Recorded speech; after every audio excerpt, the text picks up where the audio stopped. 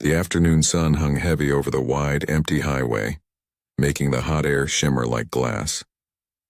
The smell of gasoline and dust floated across the road as a group of bikers thundered down the long stretch of asphalt. Their engines roared like wild beasts, and their laughter echoed through the wind.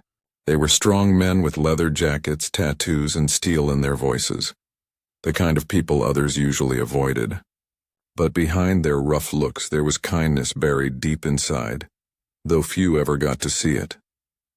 At the front of the group rode Jack Carter, the leader. He was a tall man with a gray beard and eyes that had seen too much of life, war, loss, and long roads. Riding was his freedom, his way to forget the world's cruelty. That day he wasn't expecting to find something that would stay in his heart forever. As the group sped down the highway, Jack noticed something small on the side of the road. At first, it looked like a piece of clothing, maybe trash someone had thrown away, but as they got closer he saw movement. He slowed his bike, squinting through the dust and sun glare. "Hold up," he shouted through his helmet. The other bikers looked confused but followed his signal, pulling their roaring machines to the side of the road. One by one the engines died, leaving behind a deep silence that almost felt strange. The only sound now was the dry wind brushing through the weeds and a small shaky voice. "Please, help me." Jack turned toward the voice and saw a boy standing there, no older than 8 or 9. His skin was covered in dust, his feet bare and scratched from walking on the hot ground. His shirt was torn, his shorts too small, and his eyes, and those big brown eyes, were full of fear and sadness. He looked so tiny standing there, clutching a small, torn backpack to his chest like it was the only thing he owned in the world. Jack took off his helmet slowly and stepped toward him. "Hey, buddy," he said gently. "What happened? Are you okay?" The boy looked up at him with trembling lips. "My mama, she's hurt. Please, sir, help me." His voice broke on the last word and tears spilled down his cheeks, leaving clean lines through the dust on his face. The bikers exchanged uncertain looks. They were used to people crossing the road to avoid them, not running toward them for help. But there was something about the way the boy stood there, desperate and alone, that made every one of them feel a lump in their throat. "Where is she?" Jack asked softly, bending down to meet the boy's eyes. The boy pointed toward a narrow dirt road leading into the woods. "There, our car crashed last night. Nobody stopped. Please, she's not waking up much anymore." The words hit Jack like a punch. All night, no one stopped. He couldn't imagine the fear this little one must have felt.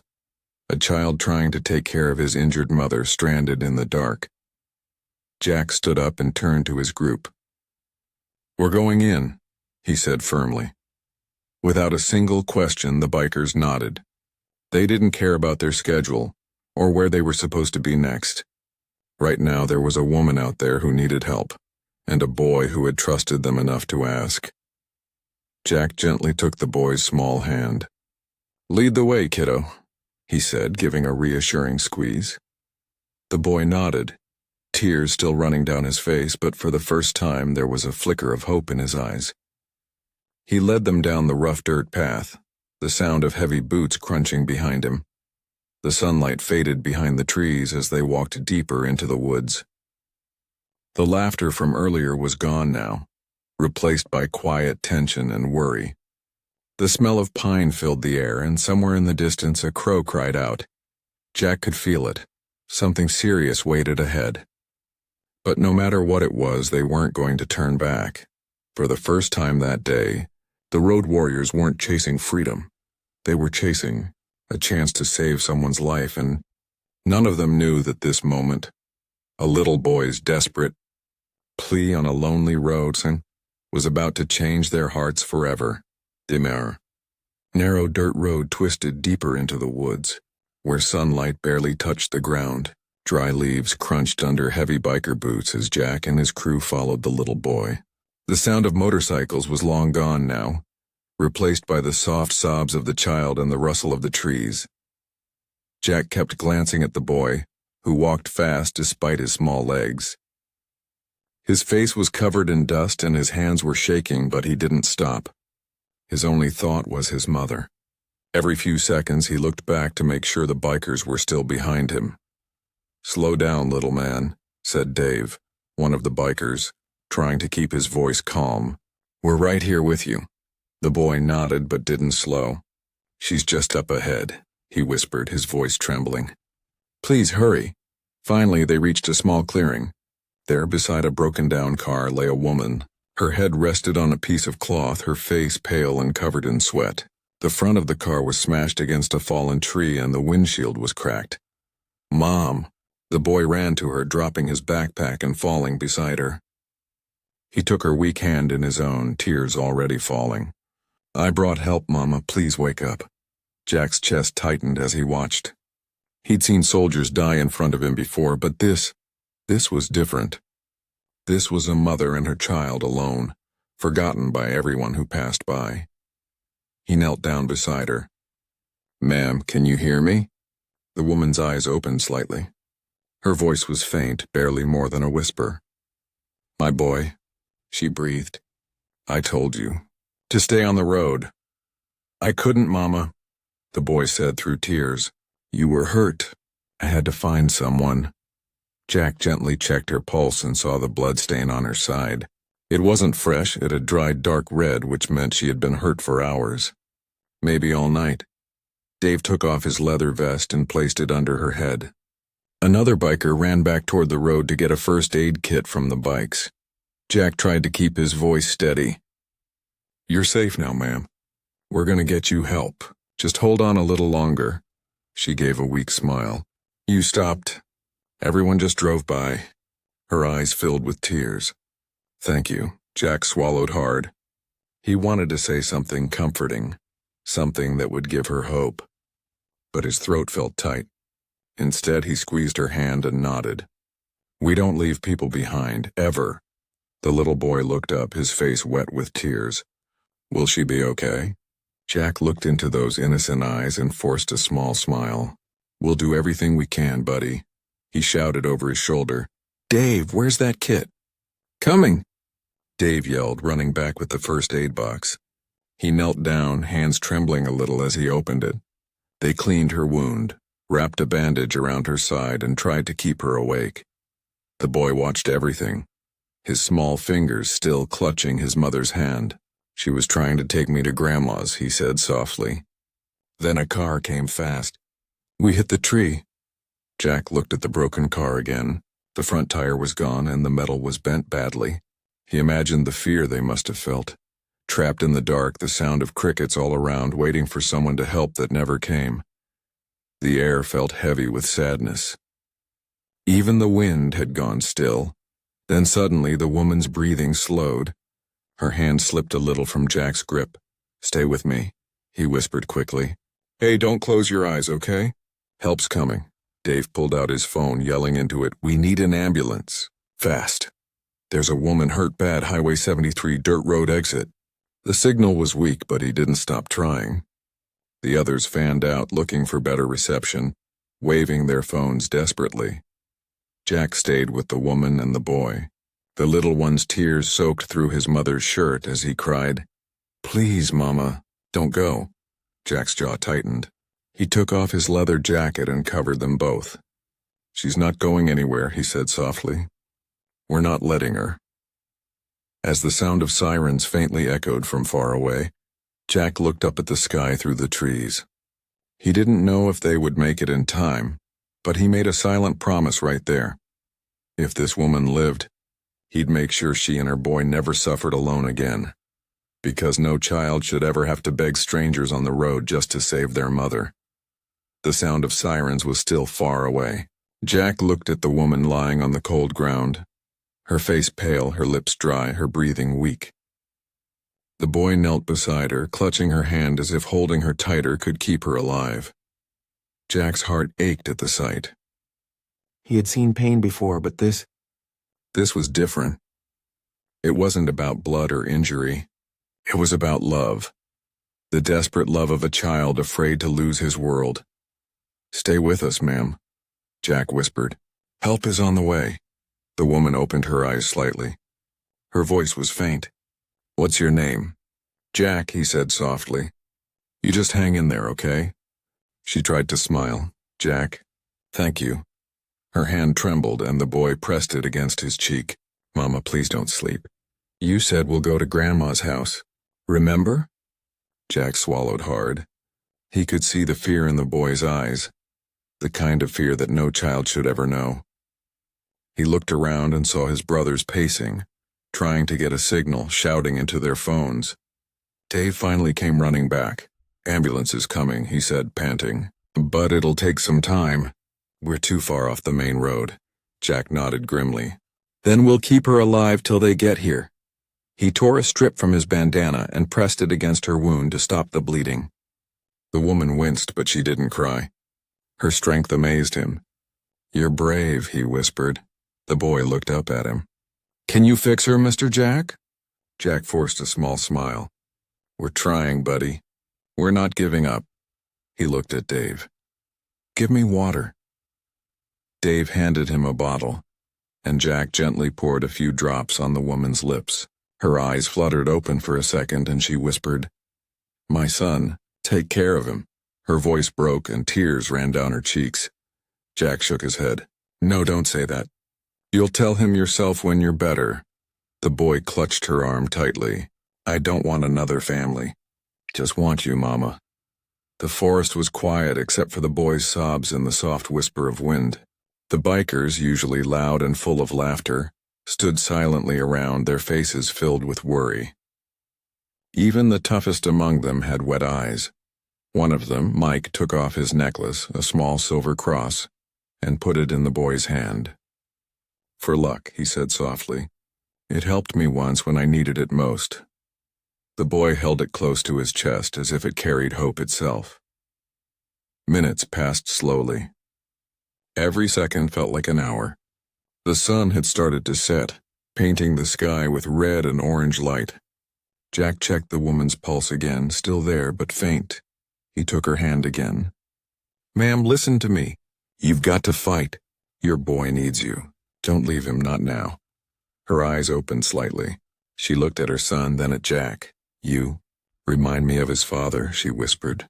"He died in the army. Just like you, maybe." Jack froze. The words hit him deep. He hadn't told anyone, but yes, he had served once. He'd seen too many good people go, too many families left broken, and now this woman's words brought it all rushing back. "I'm sorry," he said quietly, "but I promise that you're not alone. We'll stay till help comes." Her lips moved again, barely audible. "Thank you." Then her hand loosened. "Mama!" the boy screamed, shaking her arm. "Wake up, please wake up!" Jack's heart pounded.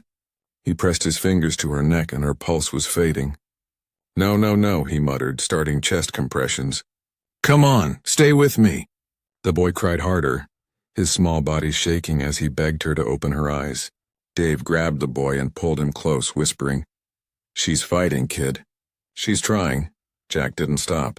Sweat dripped down his face as he pressed again and again, his rough hands trembling. Come on," he whispered desperately. Then a breath. A weak gasp. Jack froze. The woman's chest moved slightly. She was breathing again, barely, but alive. "She's breathing," Jack shouted, relief flooding his voice. The boy's sobs turned into small hiccuping cries of hope. "You did it, Mr. Jack." Jack let out a shaky breath and smiled weakly. "No, kid, she did. She's strong, just like you." In the distance, the siren grew louder. The bikers turned to the sound, tears glistening in their eyes. They had done all they could, and now it was up to fate. Jack looked at the boy again. "You did good, son," he said softly. "You didn't give up on her." The boy nodded, holding his mother's hand tighter. "You didn't either." Jack looked away, blinking fast to hide the tears in his eyes. For a man who had seen everything, this was the hardest sight of all. A small boy's love, stronger than any fear. The fading sun dipped behind the trees as the siren finally grew louder. The sharp wail cut through the silence of the forest, bouncing off the tall trunks and echoing like a distant cry of hope. The little boy's eyes widened as flashing red and blue lights appeared down the dirt road. "They're here," he shouted, his voice trembling with relief. Jack let out a shaky breath he hadn't realized he was holding. His muscles ached from kneeling, but he didn't move until he saw the ambulance pull up. The tires threw up clouds of dust and 2 paramedics jumped out carrying medical bags. "This way," Dave shouted, waving them over. The paramedics rushed toward the injured woman. One of them, a young woman with quick eyes and calm hands, knelt beside her, checking her pulse. The other began preparing equipment, opening an oxygen mask and a saline drip. "She's still breathing," Jack said, his voice hoarse. "We kept pressure on the wound. She needs help fast." "You did good," the paramedic replied without looking up. "Really good." The boy clung to his mother's arm, eyes red from crying. "Please help her, ma'am. Please make her better." The paramedic gave him a small smile. "We'll do everything we can, sweetheart. She's a strong woman." Jack and the bikers stood back, giving space as the professionals worked. The forest was alive again, filled with the beeping of monitors, the rustle of gloves, the soft whir of the stretcher wheels. But through all the movement, Jack's eyes stayed on the boy. He looked so small standing there in his torn clothes, watching strangers fight to save his whole world. His tiny hands were shaking, his lips quivering as he whispered prayers under his breath. Finally, the paramedics lifted the woman onto the stretcher. They secured the straps and covered her gently with a blanket. The boy tried to climb up beside her, but Jack knelt and held his shoulders. "Easy, kid," he said softly. "They need space to help her. You'll see her soon, I promise." The boy looked up, tears filling his big brown eyes. "You promise?" Jack nodded firmly. "Cross my heart." The boy hesitated, then slowly stepped back, holding the small silver cross Mike had given him earlier. He kissed it and whispered, "Please don't take her away from me." When the stretcher was loaded into the ambulance, the lead paramedic turned to Jack. "She's lost a lot of blood, but she's hanging on. We'll take her to County General. You can follow if you want." Jack nodded. "We will." The boy tugged at Jack's jacket. "Can I ride with her?" The paramedic looked at him kindly. "Of course, honey. You can sit up front with us." The boy turned to Jack again, his lower lip trembling. "Thank you, Mr. Jack. You didn't leave us." Jack's chest tightened. He bent down, brushing the dust from the boy's cheek with his rough hand. "No, kid. We don't leave people behind, not ever." The boy's small hand slipped into his, squeezing tight. "You're my heroes," he whispered. Jack blinked hard. He wasn't used to being called that. Most people saw them as troublemakers, loud men on loud bikes. But in that moment, standing on that dirt road, covered in sweat and dust, he felt something he hadn't felt in years. Purpose. As the ambulance doors closed and the siren started again, the boy turned to wave through the glass. Jack raised his hand in return, his heart heavy yet hopeful. The sound of the siren grew faint as it disappeared down the road, leaving behind silence once more. The wind rustled through the trees and one of the bikers whispered, "Man, that was something." Jack nodded slowly. "Yeah, it was." Dave kicked at the dirt and sighed. "You think she's gonna make it?"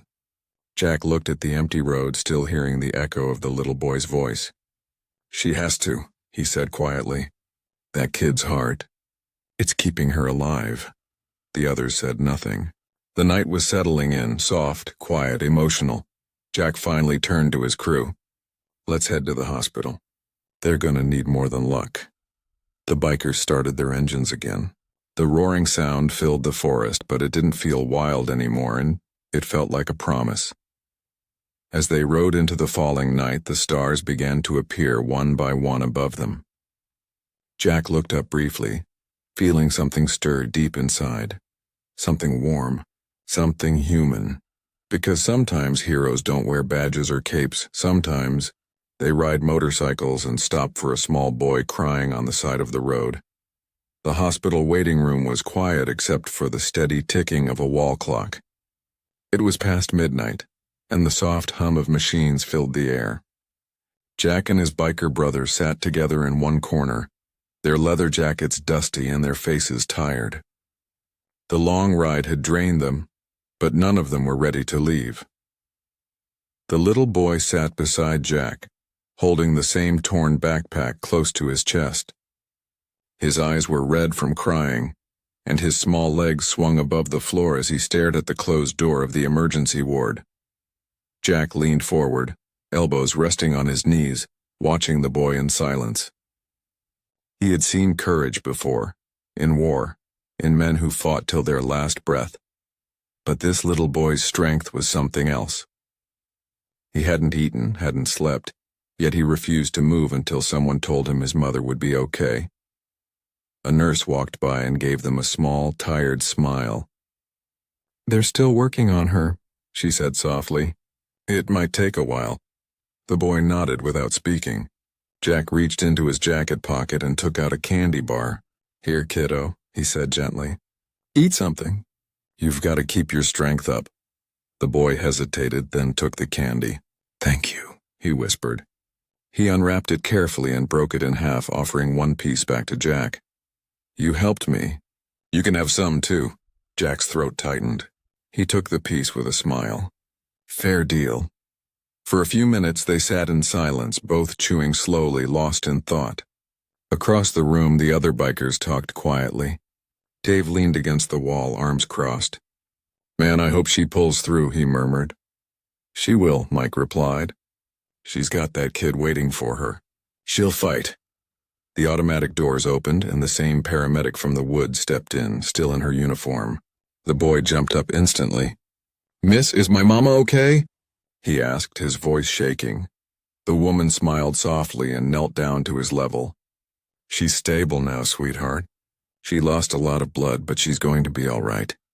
The boy gasped, his little hands flying to his mouth. "She's okay? She's going to need rest, but yes," the paramedic said. "You were very brave today.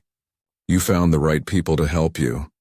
The boy turned toward Jack, eyes full of tears again, but this time they were tears of relief. "I told you she'd be okay," Jack said gently. Without another word, the boy ran to him and hugged him tightly.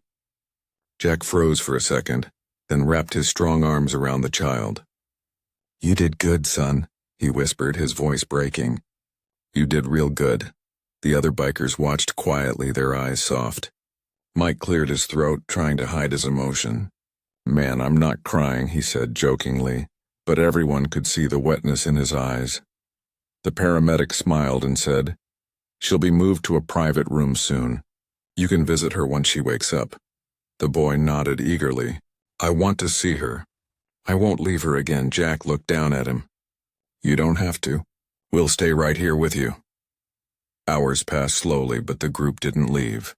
The night faded and the first light of morning touched the hospital windows. Jack got up to stretch, then walked over to the vending machine and bought some sandwiches and juice. "Breakfast," he said, handing one to the boy. The child smiled faintly. "Mama makes better ones," Jack chuckled softly. "I'm sure she does, kid. I'm just filling in for her until she's back." That made the boy smile a little wider. When the nurse finally came to call them, the boy's heart raced. He grabbed Jack's hand tightly as they walked through the long corridor. The bikers followed behind, quiet and respectful. The hospital room smelled of disinfectant, but to the boy it was the most beautiful place in the world. His mother lay there, pale but breathing, her chest rising and falling steadily. "Mama," the boy whispered, running to her side. Her eyes fluttered open and she smiled weakly. "Baby, you're safe." Jack stood at the doorway, his heart swelling as he watched them. The boy's tiny hands held his mother's, and for the first time since that long day began, everything felt right. The woman looked at Jack and whispered, "You stayed?" He nodded. "We weren't going anywhere." Her eyes filled with tears. "Thank you. All of you," Jack smiled softly. "You don't need to thank us, ma'am. You just get better." The boy looked back at him and said, "Mr. Jack, when I grow up, I want to be like you." Jack chuckled quietly. "No, kid. Be better than me." As sunlight filled the room, the bikers stood silently, their hearts full. They hadn't just saved a life that night. They had found something they didn't know they were missing. Hope. 2 days passed since the accident, and the small hospital room had slowly filled with life again. The woman named Marilyn was recovering well. Her wounds were healing and her color had started to return. The doctors called it a miracle. But Jack and his brothers knew that it wasn't just medicine. It was love. The love of a son who never gave up. The little boy, Eli, had barely left his mother's side. He slept on the chair beside her bed, his small hand always resting on hers. Every time Marilyn opened her eyes, the first thing she saw was her boy's face, tired but full of hope. Jack and his biker brothers visited every day. They brought food, blankets, and small toys for Eli. The nurses were surprised to see tough-looking men in leather jackets walking down the hospital hallway carrying teddy bears and juice boxes. One nurse smiled as she watched them. "You boys have soft hearts, don't you?" she teased. Jack just smiled and said, "We just do what needs to be done." When Jack entered the room, Eli always ran to him. "Mr. Jack!" he'd shout happily, wrapping his arms around Jack's leg. The boy's laughter filled the air, and even Marilyn couldn't help but smile when she saw it. One afternoon, Jack sat by Marilyn's bed while Eli played with Mike's sunglasses. "You scared us all that day," Jack said quietly. "You're lucky to be here." Marilyn nodded weakly. "I know, I still can't believe anyone stopped. We were out there all night. So many cars passed us, Jack, I thought no one would care." Jack looked down at his hands. "Too many people look away these days. But your boy, he didn't give up. He's the reason you're here." Marilyn smiled softly. "He's my little angel. His father used to call him my brave soldier." Jack raised his eyes. "Your husband, he served?" She nodded. "Army. He died overseas 2 years ago. Since then it's just been Eli and me." Her eyes filled with tears. "We were driving to my mother's house. The car broke down and the accident happened soon after." Jack's throat tightened. He too was a veteran. He understood the weight of loss, the loneliness that never left. He looked at her with quiet respect. "He'd be proud of you both," he said softly. Marilyn's lips trembled. "I think he sent you to us." Jack didn't answer. He just gave a small smile and looked at Eli, who was now trying to put Mike's sunglasses on upside down. The sight made everyone laugh, a sound that felt like sunshine after rain. When visiting hours ended, the bikers stood to leave. Eli ran to hug each of them, his little arms barely reaching around their waists. "You're my family now," he said innocently. Dave bent down, eyes wet. "You got it, champ. We're your big brothers now." Mike ruffled the boy's hair. "And we ride fast, so anytime you need us, just shout, okay?" Eli giggled. "Okay." Marilyn watched from her bed, tears rolling down her cheeks. Not from pain this time, but from gratitude. "I don't know how to thank you all," she said softly. Jack turned to her. "You don't need to. Just get better. That's all that matters." The next morning, the bikers returned again, this time with something special. They brought a small leather jacket, black and shiny, made just for Eli. The club's emblem was stitched on the back, a pair of silver wings. Eli's eyes lit up as he touched it. "Is this for me?" Jack knelt down and helped him wear it. "It sure is, little man. You're one of us now. An honorary biker." Eli looked down proudly, his smile stretching wide. "I look cool, right?" Jack chuckled. "Cooler than all of us." Marilyn couldn't hold back her tears. She wiped her eyes as she whispered, "You gave him back his smile. I haven't seen him this happy since his father passed." Jack looked at her gently. "Then it was worth every mile." That evening, as they left the hospital, the sky was golden with sunset. The rumble of engines filled the air again, but this time it wasn't wild. It was soft, almost peaceful. Jack looked back once more at the hospital building and smiled to himself. He had seen many things in his life, battles, losses, pain. But this moment was different. This was hope being born again, and somewhere inside he knew this wasn't the end of their story. It was the beginning of a bond that would last forever. Weeks passed and the world slowly healed around Marilyn and her son. The hospital days were over, but the memory of that terrifying night never truly left them. Still, something beautiful had grown in its place. A bond stronger than fear, stronger than pain. Jack and his biker brothers kept their promise. Every weekend, they rode to the small house Marilyn rented on the edge of town, a cozy little home with a white fence and a big oak tree. Each time their bikes roared down her street, Eli would come running out with his tiny black jacket and that same bright smile that could melt even the toughest hearts. "Uncle Jack, Uncle Mike, Uncle Dave," he would shout, waving both hands in the air as the neighbors peeked out of their windows. Marilyn would step onto the porch, wiping her hands on her apron and smiling softly. "You boys are causing quite the noise in my neighborhood again," she'd tease. Jack would grin beneath his beard. "Can't help it, ma'am. The engines like to say hello." They'd all laugh, and for a while, it felt like they were family. A strange but perfect mix of lost souls who had somehow found each other. One sunny afternoon, the bikers gathered in her yard. The air smelled like barbecue, and Eli was running around with his new toy motorcycle. His laughter filled the warm breeze. For Jack, it was a sound he would never forget. It reminded him of what really mattered: life, love, and kindness. As they ate and talked, Marilyn looked at Jack quietly for a moment. "You know," she began softly, "before that day I didn't trust anyone. The world had been cruel to me.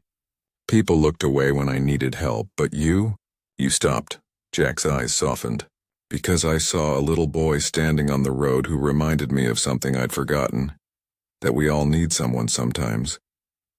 Marilyn's eyes glistened with tears.